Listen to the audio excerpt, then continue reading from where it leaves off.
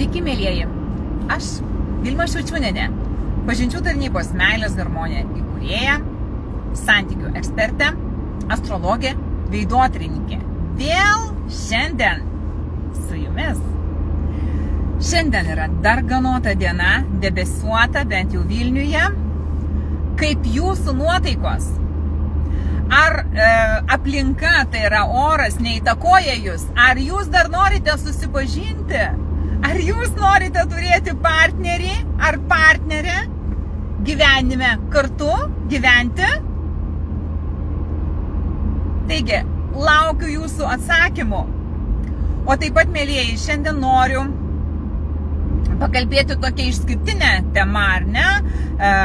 Sakykime, vyrui 85 metai, jisai pasiekęs garbius, aš jau girdžiu iš aplinkos, ne, 85 metai, tai ką jisai dedukas, ar ne? Baikit, nevykėlis, jau jam reikia tik tai viena koja karste, kita koja žengia šalia. Ne, netiesa.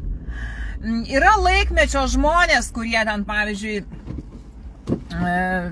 68, 75, yra labai stiprus, labai galingi, labai energingi žmonės, labai daug pasiekę, pakankamai pasiturinti žmonės.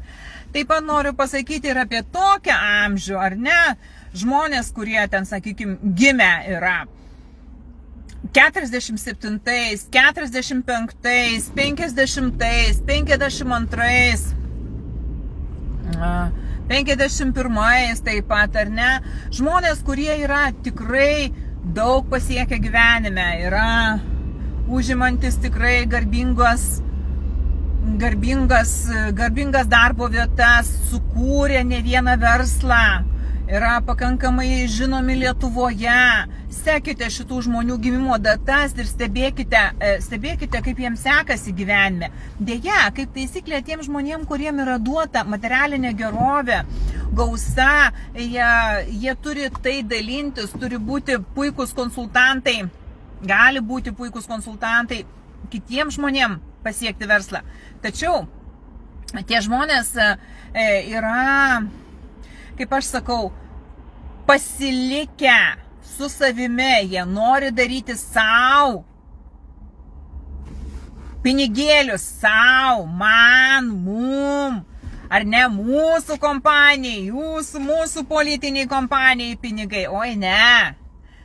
Tie žmonės turi dalintis išmintimi, dalintis patirtimi, įsileisti naujus žmonės, jaunesnius žmonės. Tačiau šitie žmonės labai vengia šitų dalykų. Tačiau labai šitie žmonės nori žinot, ko santykių. Ir tada atsitinka taip, kai, žinot, yra sakoma, yra dvi medalio pusės – santykiai ir finansinė gerovė. Kaip padaryti, kad jie būtų kaip lygiagrečiai eitų, kaip du geležinkelio bėgiai? Reikia dirbti su santykiais.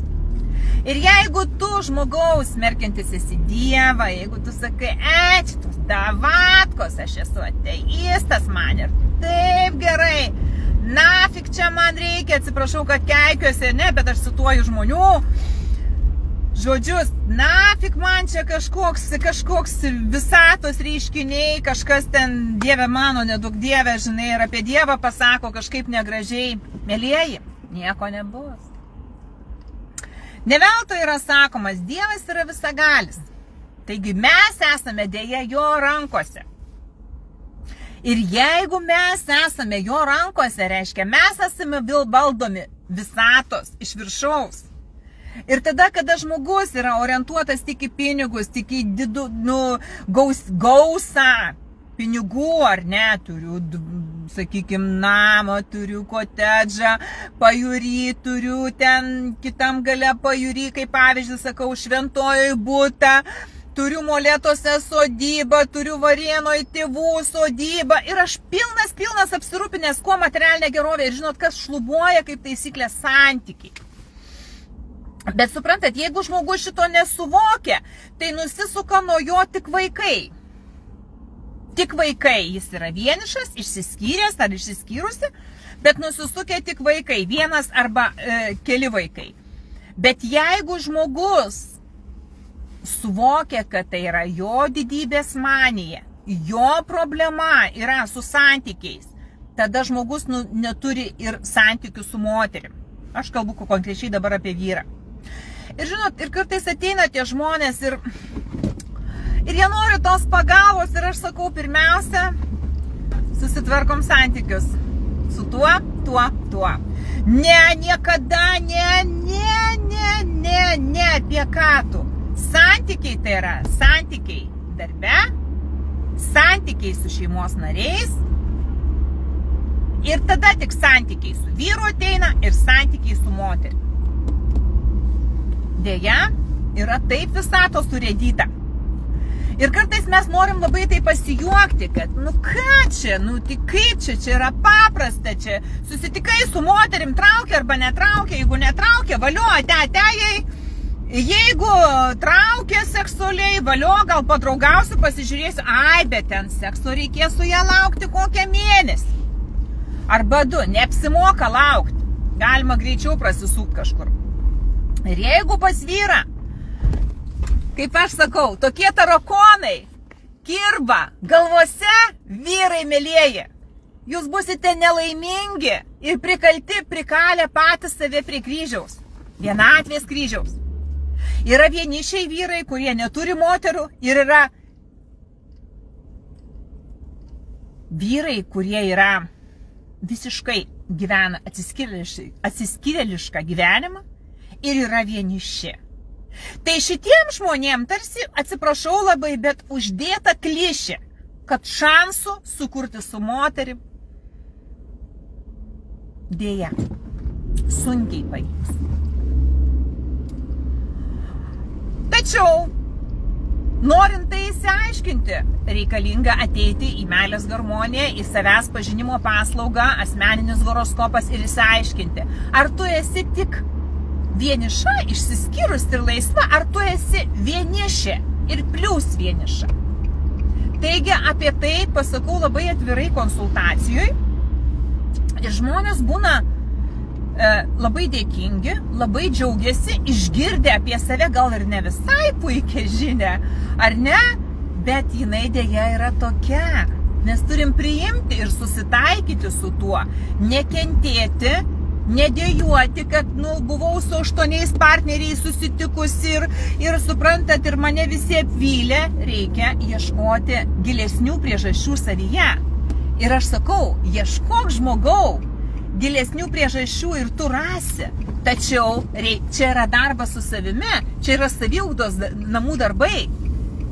Ir tuos namų darbus visiems patariu daryti, nes kitaip be galo daug santykių gurų, santykių, nežinau, specialistų, santykių visokių kitų, kurie tikrai jums gali pakonsultuoti ir jūs palikti. Meilės harmonijoje jūs gaunat visumą ir konsultaciją. Ką daryti, kaip daryti ir gaunat konsultaciją prieš susipažinimo renginį. Kaip elgtis, kad pirmas pasimatymas nebūtų paskutinis ir dar jums yra pasiūlomas partneris arba partnerė, kuri yra tinkama, atrinkta pagal astrologiją, tai yra gimimo datą, pagal veidotyrą ir pagal anketoje pateiktus duomenis. Taigi, jūs gaunate 3 viename. Ir tame yra rezultatas. Meilės harmonija niekaip neveiktų 13 metų, jeigu neduotų rezultato žmogui. Taigi, mėlyje, tie, kurie žiūrite, jūsų žiūrinčių, aišku, yra labai nedaug, dalinkite su šitą informaciją, kurie yra vieniši, kurie yra palikti, kurie išgyvena psichologiškai ar net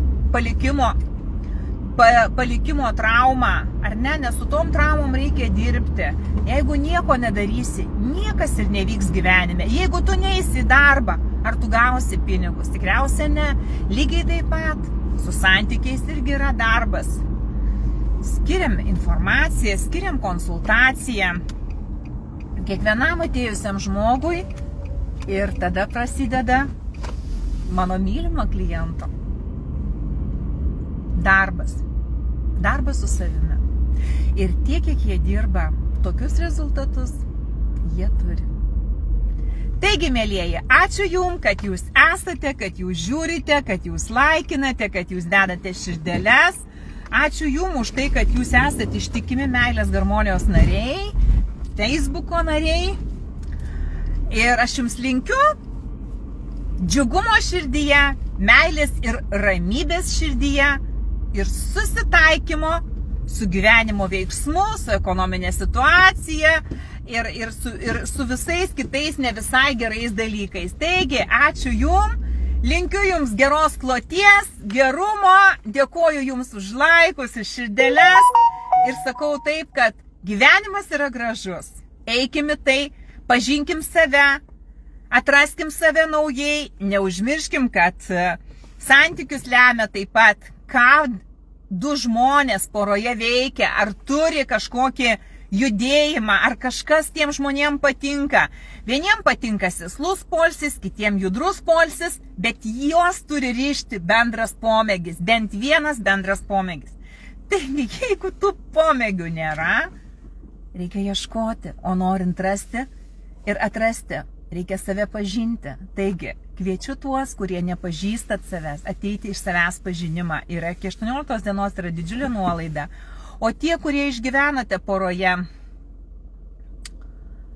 kaip aš sakau, išsiskyrimo jausmą, tada ateikite į poros suderinamumą. Ir ateikite pas tikrai patyrusius, išvalgius astrologus, kurie ne metus dirba su santykiais, ne 2 ir ne 3. Tai myliu Jūs, ačiū, kad esate, iki malonių susitikimų. Iki.